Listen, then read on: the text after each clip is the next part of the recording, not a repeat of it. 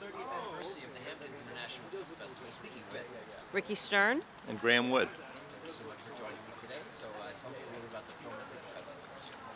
So my film is A Radical Life. It's for Discovery Plus, and it's a feature documentary about Tania Joya, who was married to John Georgeless, and he is an American. I think some consider the number one in ISIS. She was radicalized and spent time in Syria and escaped with her children and is now back in the United States and telling her story about her journey into extremism and radicalization. How did this matter come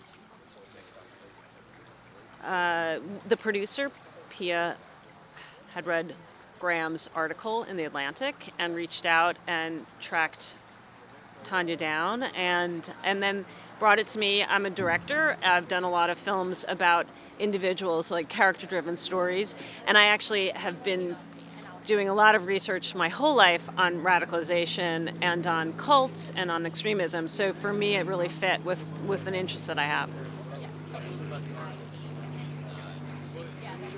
So I'm an investigative journalist, and I've been writing about the Islamic State and trying to figure out who the people were who were in the Islamic State, where they came from, and why they got to where they ended up, and in most cases died. And extraordinarily, there is this one person who was closely associated with someone who was right at the very top of the leadership of the Islamic State, whose wife almost made it over, and certainly was radicalized along the way, and then made it all the way back. Made it back to the United States and back to a life that is in some ways approaching normal. So I wrote about that in an article for the Atlantic magazine and then in a book called The Way of the Strangers. Did you feel like there was a sense of danger while you were doing this documentary? It seems like it's a very volatile subject to covering. It's probably more for Graham because of the investigative work you've done. No, for us, the film is really based on this interview that I did with her over several days, and she was already back and she was in Texas. So there isn't any of that, and I don't feel that telling a story about a woman who was radicalized and was interested in ISIS and part as ISIS was forming. But I think probably, Graham, you were more, the research you did was maybe there was some risk involved. Some of it was more risky than others. I've reported on Al-Qaeda in the past, and I've been in Iraq and Syria, and that is definitely dangerous work. Now, by the time ISIS came about, there were many people who had gone to Syria as ISIS supporters, and most of whom never came back, and some journalists who never came back. And what the people I was focusing on were the people who tried to go but couldn't, the people who were influential on the ones who did go.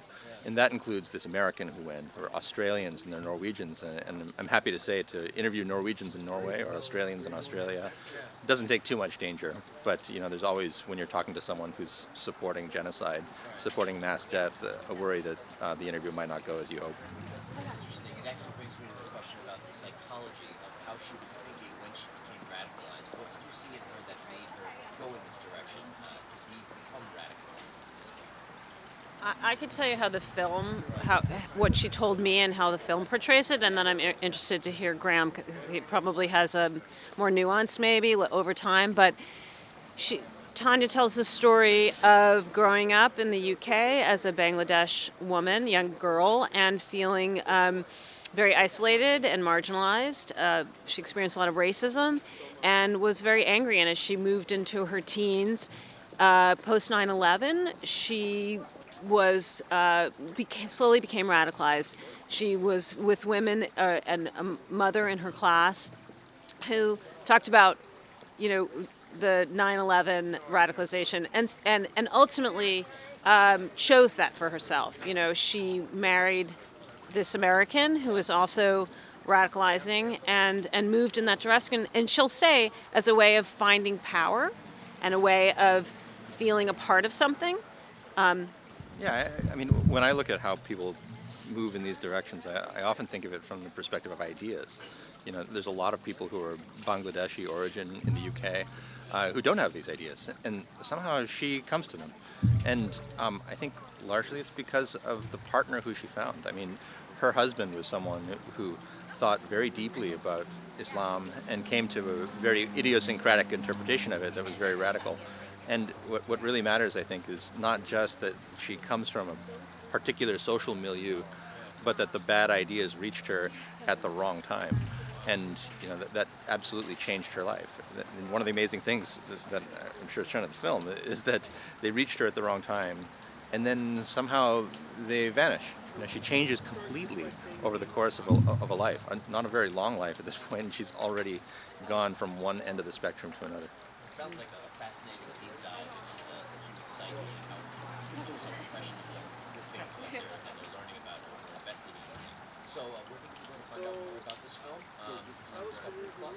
It's on Discovery Plus, and it begins streaming on October 13th. In closing, is there anything you'd like to say in the Hamptons Film Festival for the selection this year? Well, I love the Hamptons Film Festival. We've had several films here, and it's a great opportunity for a filmmaker to see their film with an audience. We don't always get to have films go into the movie theaters anymore, so having film festival is really an opportunity to see it with an audience and to bring the people who are in the film to it as well to see and get a reaction.